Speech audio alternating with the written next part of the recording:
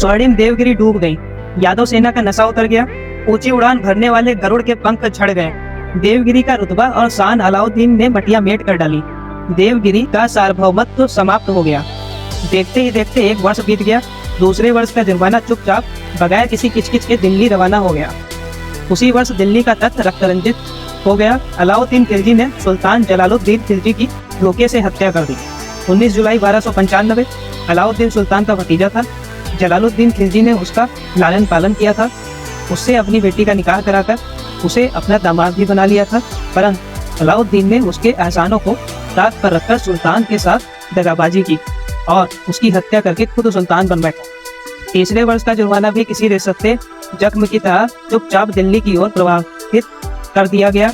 उसी वर्ष महाराष्ट्र के एक गहरे जख्म से बिंद गया। 8 अक्टूबर 1296 पंढरपुर में ईश्वर निष्ठ भक्तों की शोभा यात्रा हर वर्ष की भांति निकली। सारा नगर पताकाओं से सजाया गया था। इस शोभा यात्रा में आलंदी के वे 3 भाई एवं उनकी लाडली बहन भी शामिल थी। ज्ञानेश्वर ने विट्ठल के दर्शन किए। यह उनका अंतिम दर्शन था।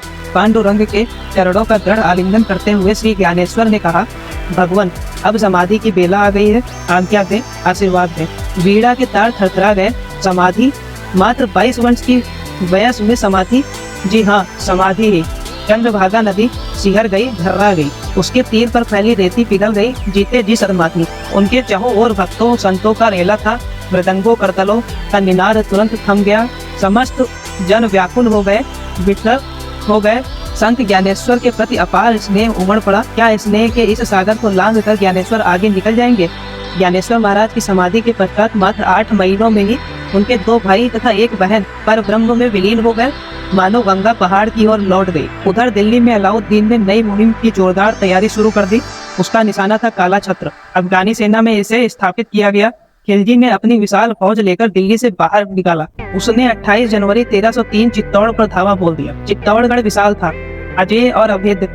इस गढ़ की शान में कहा जाता है, गढ़ में गढ़ चित्तौड़गढ़, बाकी सब गढ़िया है। राजपूतों की चित्तौड़गढ़ पर उतनी ही श्रद्धा है जितनी हिंदू समाज की अयोध्या पर। अब वहाँ घोर संग्राम आरंभ हो गया। राजपूतों के समस्त जाने माने घराने जय एक लिंग जी का उद्घोष करते हुए पूरे दमखम के साथ खिलजी की सेना से भिड़ गए।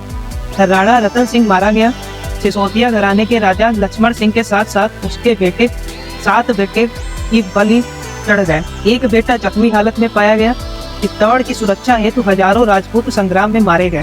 यह युद्ध करीब 6 महीनों तक चलता रहा। अंत में चित्तौड़गढ़ पर अलाउद्दीन की फतह हो गई। राजपूत हार गए। इसके साथ ही गढ़ के माथे से बाहर धुएं के गहरे बादल दिखाई देने लगे। यह धुआं कैसा था? यह धुआं उठा था हजारों सुंदर युवतियों के आत्मयज्ञ का। राजपूतों की प्रतिष्ठा को धक्का न पहुंचे, इसके लिए इन युवतियों ने जौहर रचाया था। चित्तौड़गढ़ का पहला जौहर 25 अगस्त सन 1303 में रचा गया। अब 25 अगस्त 1303 पठानी सेना महाराष्ट्र देवगिरी की ओर बढ़ी, क्योंकि देवगिरी का स्वाभिमान दोबारा जागृत हो गया था। दिल्ली को भेजा जाने वाला सालाना जुर्माना यादव राजा शंकर देव ने बंद कर दिया था। इसलिए अलाउद्दीन ने 30,000 सैनिकों की फौज को अपने सेनापति के साथ देवगिरी की ओर रवाना कर दिया। सेनापति का नाम था मलिक नायाब काफूर 1000 दिनारी। मलिक काफूर मोल्तिया गुजरात के खंबायत नामक गांव का रहने वाला था। उसे बचपन में ही अलाउद्दीन ने बतौर गुलाम 1000 दिनारों में खरीद लिया था। अलाउद्दीन की देख रेख में पलने बढ़ने के कारण वह रावण से बलवान हो गया था। 30,000 की फौज के साथ उसने देवगिरी की ओर कूच किया। मलिक काफूर ने देवगिरी पर चढ़ाई कर दी। शंकर देव पूरी ताकत के साथ खिलजी की सेना पर टूट पड़ा। दोनों में कड़ा संग्राम हुआ। शंकर देव की करारी हार हुई। यादव सेना 10 दिशाओं में तितर बितर होकर बिखर गई। शंकर देव की निराश होकर भाग निकला। मलिक ने फिर देवगिरी को लूट लिया। लूट के तौर पर मलिक को हाथ लगा राजा रामदेव राय। मलिक ने उसे कैद कर लिया। कैदी राजा तथा बेंगसाब लूट के साथ मलिक बड़ी शान से दिल्ली पहुंचा। शनिवार 24 मार्च 1307 बादशाह मलिक से निहायत खुश हो गया। इतिहास में महाराष्ट्र का एक और अपमान दर्ज हो। खुद राजा ही दिल्ली की कैद में बंद हो गया। राजा रामदेव राय अगले 6 महीनों तक नजरबंद रखा गया। अंत में खिलजी ने उसे राय रायन की उपाधि से नवाजा। 1 लाख टन तथा नवसारी परगने की जागीर उसे बहाल की और शर्त रख दी कि बगैर आनाकानी किए जुर्माने की रकम हर साल दिल्ली पहुँचानी होगी। राजा ने शर्त मान ली। इसके बाद खिलजी ने अपने ससुर को देवगिरी वापस भेज दिया। रामदेव राय की पुत्री ज्येष्ठा पल्ली अब तक खिलजी की बेगम बन चुकी थी। रामदेव राय देवगिरी लौट आया। उसका बेटा शंकर देव हताश निराश हो गया था। उसका बागी मन छटपटा रहा था। सालाना कर्ज फिर से शुरू हो गया। ईस्वी 1307 के बाद जो ताम्रपत्र एवं शिलालेख उकेरे गए उनमें पाया गया कि राजा ने खुद दिल्ली की उपाधियों रायन आदि से नवाजा था। उसने अपने आप को प्रताप चक्रवर्ती उपाधि से सम्मानित किया।